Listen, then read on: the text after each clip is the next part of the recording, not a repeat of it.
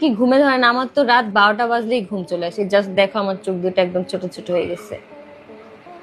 আমি আমার হবু হাজবেন্ডের সাথেও কথা বলতে পারি না, এই জন্য আমাদের মধ্যে আর কি ঝগড়া হয় যে আমরা রাতে কথা বলতে পারি না, মানে আমার অনেক বেশি ঘুমে ধরে যায়।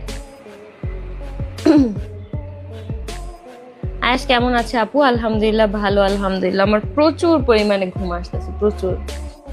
নতুন স্বামীর ভালোবাসায় মুগ্ধ আখি আক্তার। সোশ্যাল মিডিয়ার পরিচিত মুখ আখির জীবনের গল্পটা যেন যে কোনো সিনেমার চেয়ে কোনো অংশে কম নয়।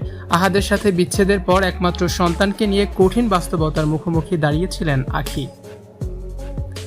সন্তানকে আগলে ধরে একাকী লড়াই আর সংগ্রামের মধ্য দিয়ে পার করছিলেন তার দিনগুলো। সেই কঠিন সময়ে সতীন তিশা ও প্রাক্তন স্বামী আহাদের নানান কটু কথা ও অপমানের মুখোমুখি হতে হয়েছে আখিকে। এখনও প্রতিনিয়তই আখিকে বাজে মন্তব্য করে যাচ্ছে তারা। তবে মেঘের পরেই আসে বৃষ্টি, আর কষ্টের পরেই আসে সুখ। সব দুঃখকে জয় করে বছর ঘুরতে আখি খুঁজে পেয়েছেন তার মনের মতো এক জীবনসঙ্গী। আখির তৃতীয় স্বামী যেমন ভালোবাসায় ভরিয়ে রাখছেন তাকে, তেমনি রূপেও তিনি অত্যন্ত সুদর্শন।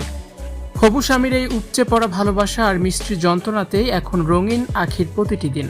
রাত জেগে কথা বলা, খুদে ঝগড়া আর ভালোবাসার খুনসুটিতে জমজমাট তাদের নতুন সম্পর্ক। সামনের 8 তারিখে বসছে তাদের বিয়ের উৎসব। বিয়ের কেনাকাটা এখন দারুণ ব্যস্ত এই জুটি। ঢাকার অভিজাত ও বড় বড় শপিং মলগুলোতে হবু স্বামীকে সাথে নিয়ে ঘুরে নিজেদের পছন্দ মতো কেনাকাটা সারছেন তারা। সম্প্রতি এক লাইভে এসেও অনুগামীদের সাথে নিজের এই ব্যস্ততা ও খুশির খবর শেয়ার করেছেন আখি আক্তার। ডিভোর্সের ধাক্কা সামলে সন্তানকে নিয়ে টিকে থাকা এবং নিজের জীবনকে নতুন করে গুছিয়ে নেওয়ার এই সফলতায় ভাসছেন আখি আক্তার। নেটিজেনরা বলছেন অতীত অপমানের উপযুক্ত জবাব দিয়েছেন আখি।